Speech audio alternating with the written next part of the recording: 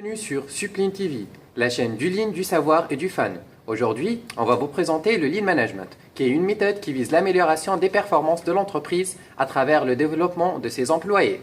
Et là, on va vous présenter le premier principe du Toyota Way, qui est de fonder vos décisions sur une philosophie à long terme, même au détriment des objectifs financiers à court terme.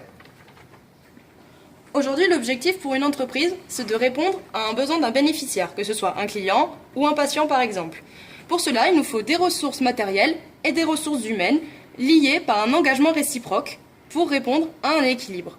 Avec le Lean, on s'intéresse aux ressources humaines. Pour une amélioration de performance et donc satisfaction du bénéficiaire, nous nous intéresserons à la boucle du succès.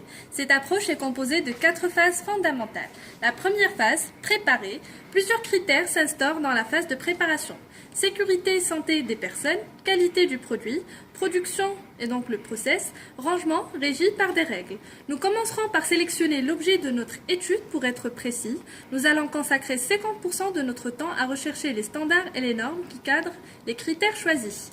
La deuxième phase, réaliser, on passera alors à la réalisation de l'étonnement par observation neutre sans porter de jugement. La troisième phase, évaluer, nous fixons un indicateur pour mesurer de façon qualitative notre observation. Et donc la quatrième phase, traiter, après avoir obtenu des résultats mesurables sur la problématique en question, nous allons utiliser le DMAIC pour traiter notre problème. Le DMAIC est une méthode de résolution de problèmes qui est basée sur l'investigation pour mener à bien un projet et répondre à une satisfaction client ou encore le bonheur de l'équipe au travail.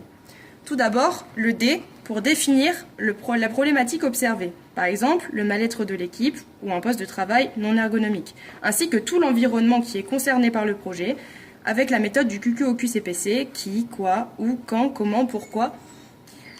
Puis, le M pour mesurer l'ampleur du problème avec des indicateurs, par exemple une fréquence d'accident au travail ou une quantité de déplacement de non-valeur ajoutée, plus ce que le projet va nous rapporter après la solution. Le A pour analyser les causes racines du problème afin d'éradiquer directement à sa source le problème, au moyen de la méthode des 5 pourquoi. Plus le ROI du projet avec le financement de la solution. Le I pour improve, mettre en place la solution du problème, par exemple des éléments plus ergonomiques ou confortables au poste. Puis pour finir, le C pour contrôler que les solutions fonctionnent à l'aide d'indicateurs, coût, qualité, délai et que le ROI est respecté. Cette vision à long terme doit permettre un retour sur investissement par rapport aux 3 indicateurs principaux d'une entreprise, la qualité, le coût et le délai. Cependant, on peut se demander si trop miser sur le long terme ne risque pas de fragiliser la pérennité de l'entreprise à court terme. Merci.